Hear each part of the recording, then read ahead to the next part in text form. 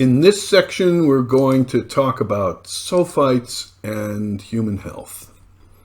This is an extremely controversial area with a lot of bad science and a lot of politics, particularly from a neo-prohibitionist coalition, including Mothers Against Drunk Driving, the World Health Organization, and what I like to refer to as the Center for Panic in the Public Interest.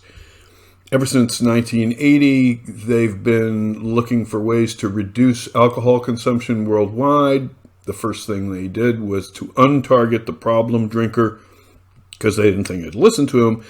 And so they've been coming out with this series of scares about toxins in wine, anything from ethyl carbamate to arsenic. And in 1985, they started going after sulfites in wine. First, they tried to show it was a carcinogen. There actually is a lot of good science done by the wine industry to demonstrate that it is definitely not a carcinogen. And so I'm going to attach to this section the FDA analysis of the situation, and I'm going to jump right in here and give you my own personal conclusions. Here are the things that I am pretty sure are true. The first is that the human body produces a gram of SO2 every day. That's 10 times as much as you would get in a typical bottle of wine. And so SO2 is not an allergen. To begin with, it's too small to be recognized by the immune system. And secondly, your body is full of sulfites all the time, and wine is only a minor contributor to that. Now, genetic sulfite sensitivity is a real thing, and it's caused by a deficiency of sulfite oxidase in the liver, so that the body is not able to process sulfites and excrete them. Only 5 cases have been determined in the American population. This is a sensitivity, it's not an allergy, because it has nothing to do with an immune response. If you have this condition, you need to avoid fresh fish, dried fruits, sushi, and a whole host of other products that have much higher concentrations of sulfites than wine. Sulfites are indeed a danger in salad bars. When I was 15 years old, I was working at the Plaza Family Restaurant in Daytona Beach, Florida, and Ed Wetmore came in and handed me a shaker full of sodium bisulfite. And he asked me to sprinkle it on the lettuce to keep it from browning. Worked also on apples and potatoes because it inhibits polyphenol oxidase. The problem is that everything in a salad bar, especially lettuce, is about pH 7.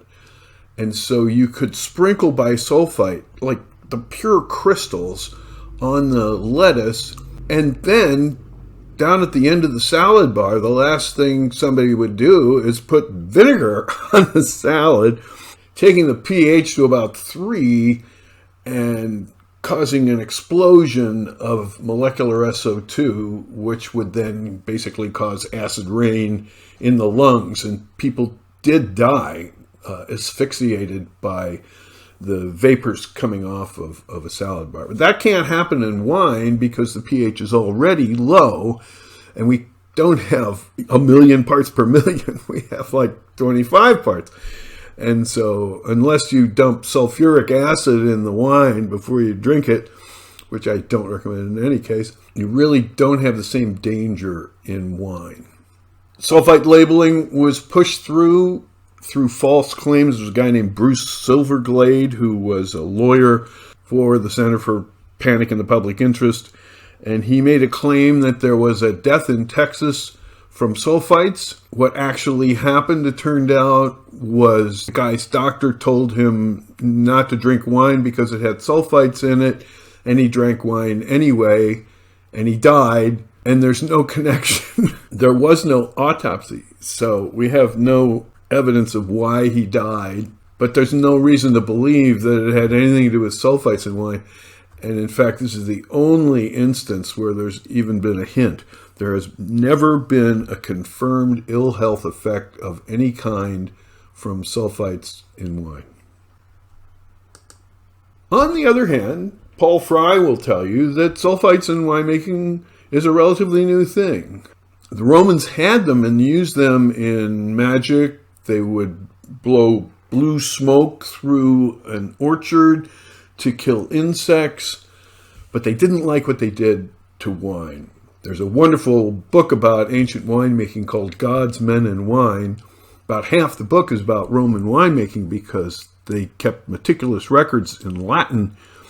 And William Younger perused these for many years and could not find any record of a Roman winemaker using sulfites, which is crazy because the Romans made wine all over Europe for 1,000 years. So that caused me to investigate trying this out. And sure enough, it turns out that sulfite-free winemaking is quite possible. I've been doing it ever since I read God's Men and Wine in 2001. And I've made some pretty darn good wines and haven't had the problems that all the books tell you. In fact, it turns out that SO2, as we'll learn in section 6, actually suppresses the wine's natural immune system. The ability for phenolics to polymerize and take up oxygen is reduced in wine about 12-fold. And so I don't have oxidation problems in my reds. I have reduction problems. And the wines can be very complex and have remarkable longevity. I'm not passing them off as health wines. They tend to have high biogenic amines, and so people can be allergic to that. We're talking about histamine, but also other biogenic amines that have charming names like putrescine and cadaverine.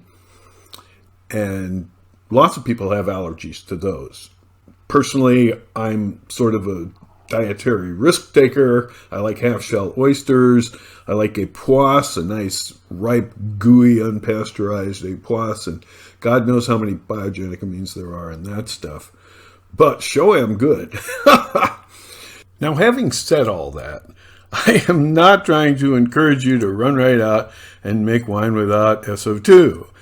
I wouldn't have spent this entire section trying to teach you how to use sulfites if I thought they were a bad idea. Making sulfite-free wine is sort of like climbing Mount Everest without an oxygen mask. It's a practice for experts and idiots. Most winemakers should use SO2 until they've learned all the ins and outs of just how to make sulfite-free wine.